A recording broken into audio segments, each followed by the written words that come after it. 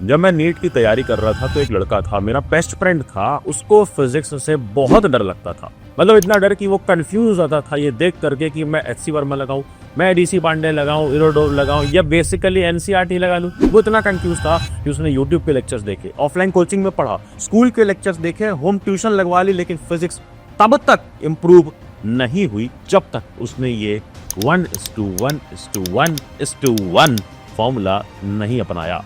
जो 4 स्टेप का फॉर्मूला मैं तुम्हें बताऊंगा, लिटरली वो उसकी स्टोरी है। ये वीडियो कोई स्ट्रेटजी वीडियो है ही नहीं, जो मैंने खुद अपनी आंखों से देखा है, एक रियल लाइफ स्टोरी एक्सपीरियंस करी है कि कैसे उसने ये सब कुछ चेंज किया और फाइनली जा करके एक अच्छा गवर्नमेंट मेडिकल कॉलेज उसको मिला, तो जिसमें अच्छे नंबर के साथ। ये मैं तुम्हें आज बताने आया हूँ सिंपल 4 स्टेप्स में। इस वीडियो को अगर एंड तक देख लिया, आई कैन बेट तुम चाहे फिजिक्स में अभी 0 लेवल पे भी हो ना, वहां से उठा करके 0 लेवल पर पहुंचाने की गारंटी मेरी।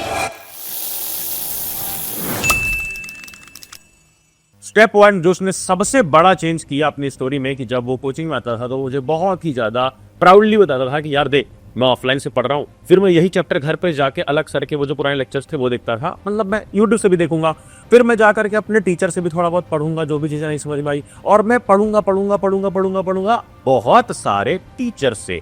बट जब उसको समझ में आया कि उसका बहुत ज्यादा टाइम जा रहा है पढ़ने में, सिर्फ रीडिंग करने में या सिर्फ ग्रास्पिंग में, जिसके बाद उसका टाइम नहीं बच रहा है क्वेश्चन सॉल्विंग या डीपीटी लगाने में, तो उसने सबसे पहले स्टेप 1 में ये किया कि उसने 1:1:1:1 का पहला 1 खाया। मतलब एक टीचर को, क्वालिटी टीचर को सिलेक्ट किया और उसको फॉलो किया। उसके बाद उसने एक ही टीचर को फॉलो किया, एक ही यूट्यूब प्लेलिस्ट को फॉलो किया और एक ही ऑफलाइन टीचर को फॉलो किया। मतलब अगर तुम ऑफलाइन चूज करते हो तो ऑफलाइन, ऑनलाइन चूज करते हो तो ऑनलाइन, बट एक टीचर से स्ट्रिक्ट रहो। अगर ऑफलाइन में समझ में नहीं आ रहा है ना, तब जाकर के ऑनलाइन में सर्च कर लो वो टॉपिक और बस उतना देख लो। ये नहीं कि वो भी लेक्चर पूरा देखोगे, ये गलती मत करना।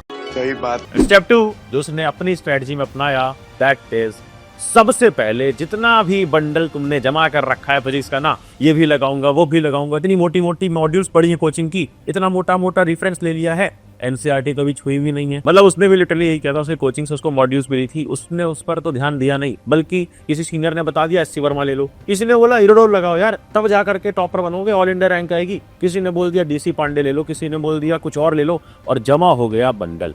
इस बंडल को लिटरली ट्रैश मान करके उसने हटाया पूरा, लिटरली 6 महीने के बाद। उसको 6 महीने बाद रियलाइज हुई ये चीज, इसलिए मैं तुमको अभी बता रहा हूँ कि अगर तुम नीट या जेई के लिए प्रिपेयर कर रहे हो, तो फिजिक्स हो या कोई भी सब्जेक्ट हो, तुम्हें सिर्फ और सिर्फ अपनी मॉड्यूल्स लगानी है। That's it.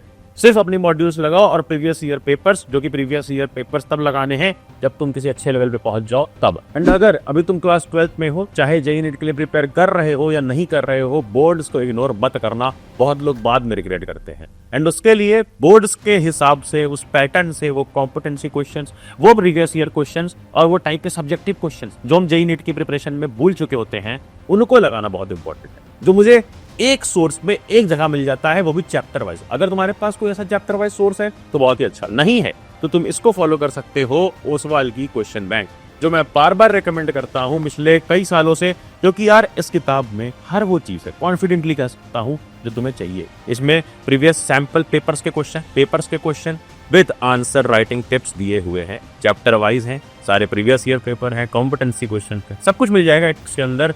जा करके डिस्काउंट पे, चाहे फिजिक्स, केमिस्ट्री, बायो, मैथ, जिसके लिए भी लेनी है ले सकते हो, लिंक डिस्क्रिप्शन में डाल दूंगा।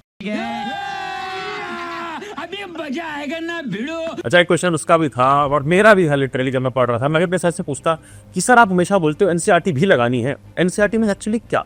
तो मैं तुम्हें क्लियरली बता देना चाहता हूँ कि एनसीईआरटी में तुम्हें सिर्फ समरी और पॉइंट्स टू पॉन्डर ध्यान से पढ़ना है, क्योंकि कई सारे एमसीक्यूज वहां से उठते हैं और एग्जाम्पलर से डायरेक्टली एमसीक्यूज और असेसमेंट रीजंस आते हैं जेईई नीट में, तो उनको जरूर लगा लेना। और क्वेश्चन लगाते वक्त चाहे किसी भी बुक, किसी भी मटेरियल से लगाओ, तुम्हें यूज करनी है, let me show you the highlight strategy. मतलब जो भी क्वेश्चन नहीं हो रहा उसको लिटरली हाईलाइट कर लेना है अच्छे से। क्यों? क्योंकि जब तुम कई सारे क्वेश्चन लगा चुके होते हो अपनी मॉड्यूल, उनको पलटते हो पेजेस, जब हाईलाइट वाला देखते हो क्वेश्चन, तो जब तुम रिवाइज कर रहे हो तो चैप्टर, उसको जरूर लगाते हो, जरूर करना। अगला स्टेप 3, उस लड़के को ना सच में क्लास 11 की मैकेनिक्स बहुत ज्यादा टफ लगती थी यार, क्योंकि कॉन्सेप्ट्स ज्यादा थे, फॉर्मूलाज कम थे। बट जब उसने कॉन्सेप्ट्स पर ध्यान देना शुरू किया, कॉन्सेप्चुलाइजेशन को यहाँ बसाया, तो उसको मैकेनिक्स छोड़ो, 12th की भी फिजिक्स इजी लगने लग गई थी आज, क्योंकि क्लास 11 की मैकेनिक्स थी कॉन्सेप्चुअल, कॉन्सेप्ट समझ में आया तो वो इजी लगा, और 12th तो पूरा फॉर्मूला बेस्ड फिजिक्स है, और जब उसने उसको ध्यान से पढ़ा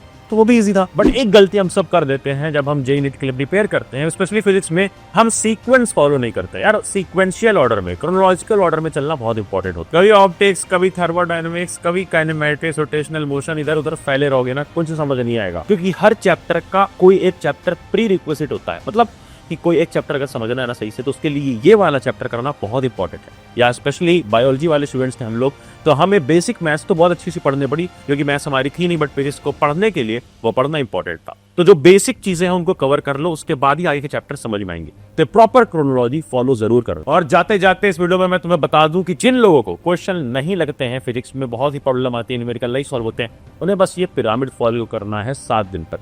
7 दिन तक जो ये पिरामिड फॉलो करेगा, उससे हर क्वेश्चन लगने लगेगा। मतलब कि पहले लगाने हैं हमें पॉज प्ले वाले क्वेश्चन। लेक्चर देखते वक्त पॉज करो, लगाओ। टीचर कोचिंग में पढ़ा रहा है, उनको जो वो क्वेश्चन कर रहा है तो खुद लगाने की कोशिश करो। नहीं आएगा, एटलीस्ट अपनी गलतियां वहां पर सीख लोगे कोचिंग में, या जब वो ऑनलाइन टीचर लगाएगा उस पर। उसके बाद लगाओ सॉल्व एग्जाम्पल। सॉल्व एग्जाम्पल लगाओ, जो स्टेप पर फंसोगे वो स्टेप उस सॉल्व एग्जाम्पल के सॉल्यूशन में हम देख सकते हैं। एंड देन उसके बाद आता है हमारा एलसीईआरटी। एलसीईआरटी के क्वेश्चन जरूर लगाने हैं। फिर आखिरी में पीवाईक्यू या मॉड्यूल्स पर कूदना है। हम डायरेक्टली वहां जंप कर जाते हैं, इस लैडर को, इस पिरामिड को फॉलो नहीं करते और बोलते हैं क्वेश्चन नहीं लग रहे। तो जिसको क्वेश्चन नहीं लगते, इस पिरामिड को 7 दिन तक फॉलो करना है। Step 4 of our 1:1:1:1 the last one is the actual strategy, जो तुम्हें नंबर 1 बना सकती है, क्योंकि वो है रिटेंशन स्ट्रेटजी। कि कैसे जो भी हम पढ़ रहे हैं वो यहाँ पे रिटेन रहेगा। और मुझे याद आता है कि हमारे सर ने, फिजिक्स के टीचर ने उस टाइम पर एक ही चीज बोली थी कि हमेशा याद रखना Akshay, the previous chapter decides your selection, not the current one. Why? क्योंकि हम जो चैप्टर अभी पढ़ रहे होते हैं ना, उसको तो बहुत मन से पढ़ते हैं। कि अगर हम मान लो यार वेक्टर पढ़ रहे हैं या 2D मोशन पढ़ रहे हैं, कुछ भी पढ़ रहे हैं, बहुत ही ज्यादा दिल लगा कर पढ़ते हैं, उसके क्वेश्चन हम इस बुक से भी लगा लेंगे, उस बुक से भी लगा लेंगे, सब कर लेंगे और सेटिस्फाइड हो जाएंगे कि हम जो पढ़ रहे हैं हमें समझ में आ गया, हमसे वो क्वेश्चन बनने लगे। बट अगर बहुत फोकस इस वाले पे डाल दिया ना, तुम रिवाइज नहीं करोगे पिछला चैप्टर, तो वो छूट जाएगा। एंड दैट प्रीवियस चैप्टर जो छूट चुका है, दैट डिसाइड्स योर सिलेक्शन। इसलिए बोल रहा हूं कि रिवीजन करना बहुत इंपॉर्टेंट है।